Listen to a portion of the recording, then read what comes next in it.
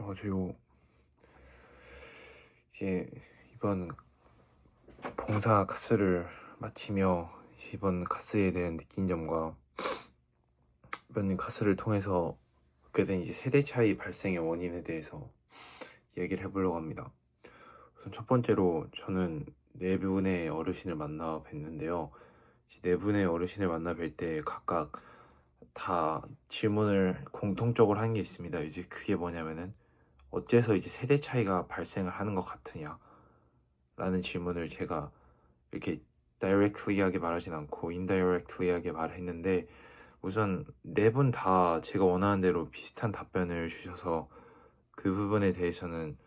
이제 조사가 잘 진행된 것 같다라고 생각이 됩니다. 우선 결론부터 얘기하면은 네 분의 어르신들 다 세대 차이에 대해서 직접적으로 느끼고 계시진 않았고, 이제 제가 왜 나이가 어린 친구들이 나이가 많은 older people을 왜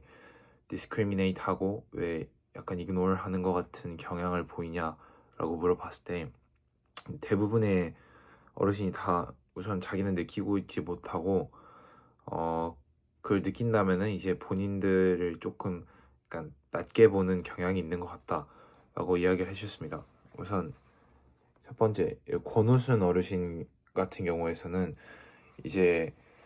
저희 대한민국의 과거에 이제 남아 선호 사상과 비슷한 생각을 가지고 계셨고, 제가 그거에 대해서 물어보니까 이제 보통 남자의 말을 여자가 들어야 되는데 그걸 안 들어서 발생하는 걸 수도 있다라는 이야기를 하셨고, 이제 세대 차이에 대해서 조금 더 직접적으로 물어봤는데 이제 그거에 대해서는 느끼고 있는 바가 많지 않다라고 이야기해 주셨고, 저 또한 이에 대해서 첫 번째로 의심을 가지게 되었습니다. 이 세대 차이가 진짜 발생하고 있지 않은 걸 수도 있겠다라고 하셨는데, 이제 권우순 어르신께 이제 직접적으로 일어난 세대 차이와 관련된 경우에서는 이제 권우순 어르신이 이제 자신의 자식들에게 이제 그 갖고 있던 재산을 물려줄 때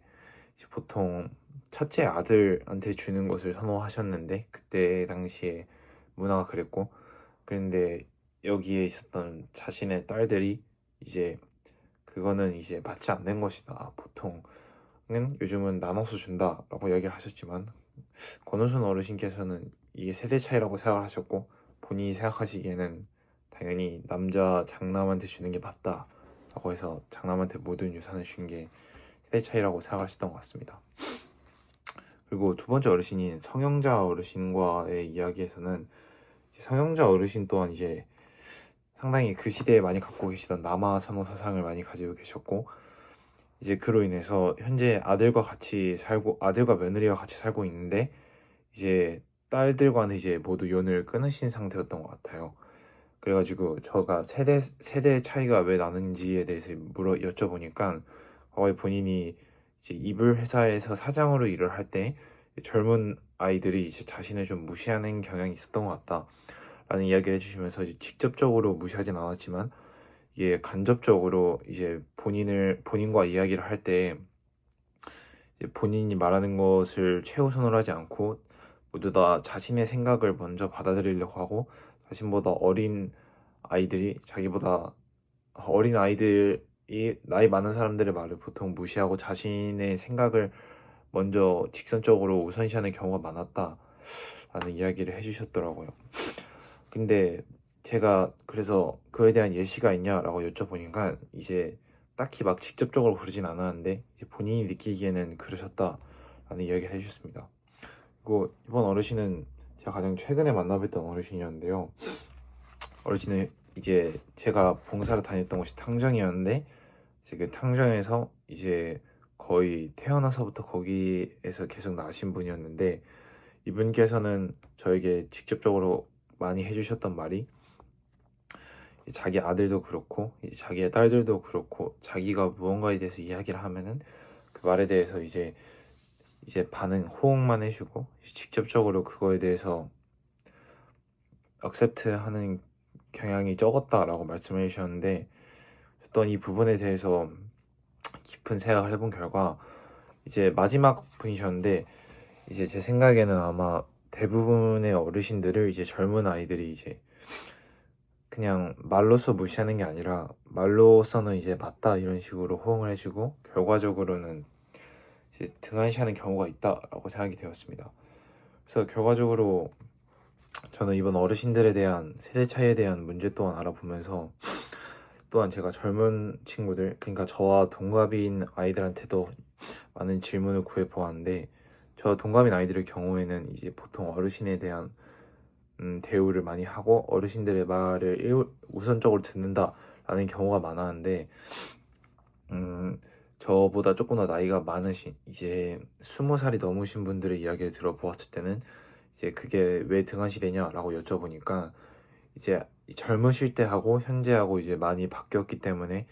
이제 본인들이 이제 어르신들의 말을 듣고 싶어도 이게 제대로 들을 수가 없다라는 말을 해주신 경우가 많았어요. 그래서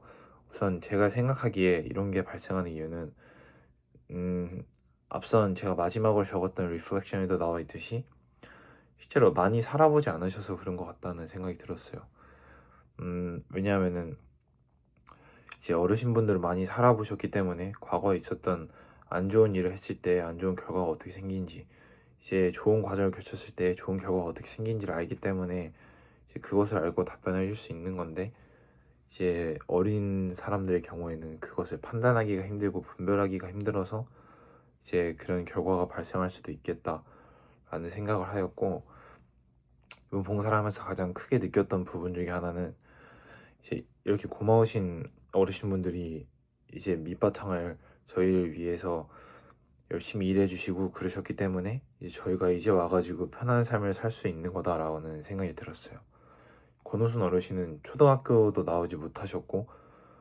성형자 어르신 같은 경우에도 이제 중학교까지만 나오시고 바로 일에 들어가셨고, 제가 적어도 지금까지 했었던 인터뷰했었던 4명의 여자 어르신 가운데에서는 정상적으로 학교를 나오신 경우가 많지 않았다고 들었고, 다 보통 농사를 하려고 먼저 띄워주신 분들이 다 많았다고 들었어요.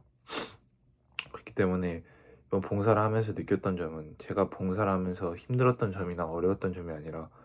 그냥 감사하다라는 느낌만 들었던 것 같습니다. 감사합니다.